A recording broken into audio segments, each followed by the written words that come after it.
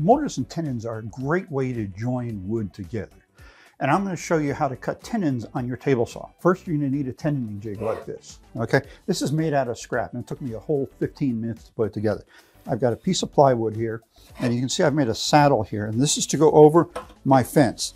It needs to fit snugly over the fence, enough that it doesn't really wobble much, but not so snugly that it doesn't move smoothly, okay? So there's two things that are critical here. One is that this is exactly square, and the other is that this is exactly square. As long as those two are square and it fits snugly on your fence, then we can run it over the blade with our piece clamped here and cut our tenons straight. Now that I've got my jig, I need to set up my saw properly, okay? There's two dimensions I'm really concerned about here. Number one is the height of my blade, and number two is the distance between the blade and the backboard of my jig, okay? Because that's going to determine how my tenon gets cut.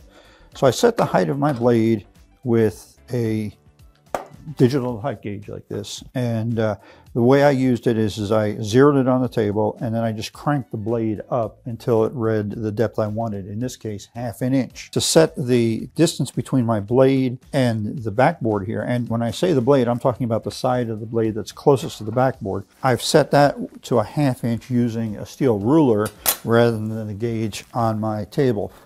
The gauge on my table is about a 32nd of an inch off, and in mortise and tenon joinery, you've got to be snug. What I'm going to try and do is cut out the outside part of my tenon, not the inside part. I've set that to a ½ inch using a steel ruler rather than the gauge on my table. The gauge on my table is about a 32nd of an inch off, and in mortise and tenon joinery, you've got to be snug. With that done, I can take my board, and I've marked my board here, what I want to cut out. That isn't actually necessary, but I did it. And I'll clamp my board to my jig. Okay, so this is holding it vertical in this direction and this direction, and making sure it doesn't move. And the idea is I'm going to make a cut on this side and then flip it around and make a cut on the other side.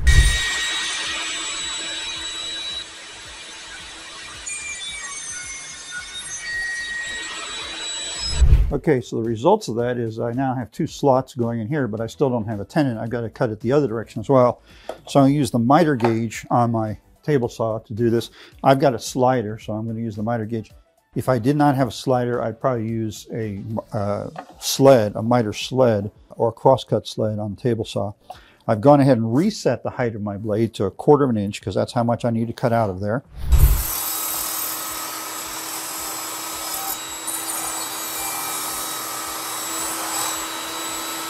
So there's the result of my second cut. I've got both shoulders cut off here, okay? And my tenon sticking out, but I haven't put the shoulders on these two parts. Now I could do that on a table saw just as well, but I find it easier to do that with a handsaw. So I've got my piece chucked up in my vise here, and I'm going to use a little L-shaped block as a guide for this cut.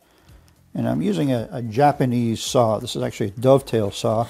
I like the Japanese saws because they cut on the pull stroke.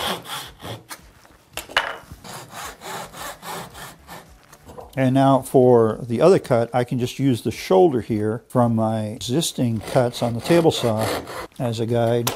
And there we have it.